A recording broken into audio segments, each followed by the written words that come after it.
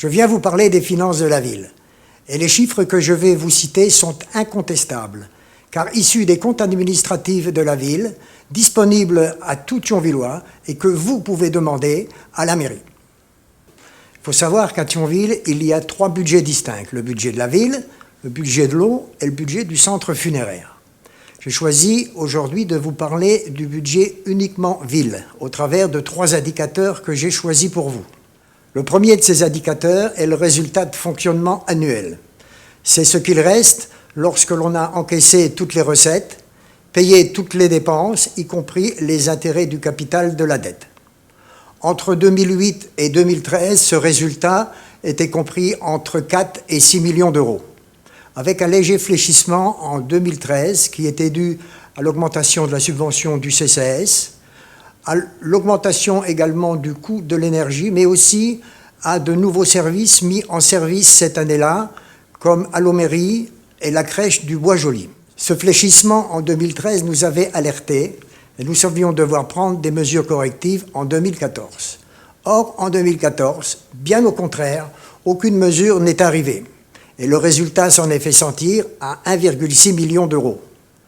Ce résultat est dû principalement à l'augmentation des charges de personnel de 4,7%, à la baisse des dotations de l'État, mais aussi à la baisse des recettes de parking de 300 000 euros. L'excédent conservé en fonctionnement, c'est ce qu'il reste en fin d'année lorsque l'on a encaissé toutes les recettes, lorsque l'on a payé toutes les dépenses, remboursé le capital de la dette et participé à l'autofinancement des investissements. Entre 2008 et 2013, cet excédent était compris entre 9 et 10 millions d'euros. En 2013, contrairement à ce qu'a pu dire Mme Gromersch, les caisses n'étaient pas vides, il restait bien 10 millions d'euros. Il restait même 2 millions d'euros de plus qu'en 2007 à notre arrivée. Or, en 2014, cet excédent chute à 4,4 millions d'euros. Et c'est Mme Gromersch qui a puisé dans les réserves de la ville pour boucler son budget 2014. Et c'est elle qui met en difficulté les finances de la ville. Mon troisième indicateur, la dette. En 2007, la dette était de 60 millions d'euros. En 2012 et 2013, 75 millions d'euros. Il faut toutefois se rappeler qu'en décembre 2007, notre ancien maire UMP Jean-Marie Demange, sous prétexte de redynamiser le centre-ville, avait signé pour l'achat d'un parking, le parking des Capucins, pour la somme de 13 millions d'euros. Si l'on rajoute à cette somme la réfection du parvis de la gare et la réfection du théâtre, cela nous avait conduit en 2008 à estimer la dette potentielle à 80 millions d'euros. Notre objectif étant bien entendu de limiter cette dette autant que possible, ce que je considère avoir réussi avec la stabilisation en 2012 et 2013 à 75 millions d'euros. En 2014, la dette s'élève à 79 millions d'euros, soit 4 millions d'euros de plus qu'en 2013.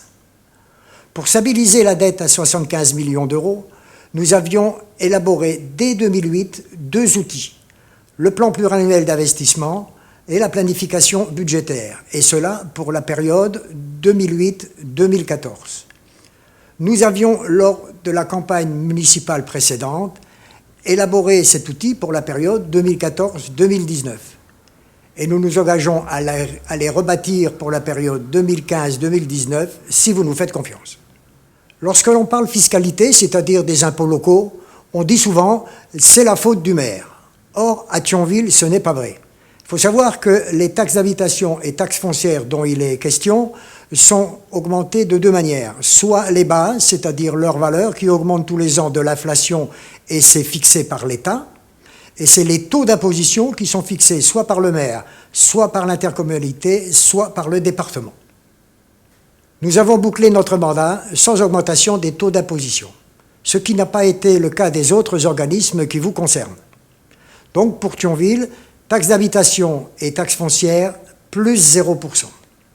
Pour l'intercommunalité, dont le président est Patrick Weiten et la première vice-présidente, Mme Gromersch, la taxe d'habitation a augmenté de 12,8% en 2014. Il a également été créé un nouveau taux pour la taxe foncière de 1%. Pour le département dont le président est M. Patrick Weiten, la taxe a augmenté de 37% depuis 2008. Faire un mandat sans augmentation des taux d'imposition, oui, c'est possible.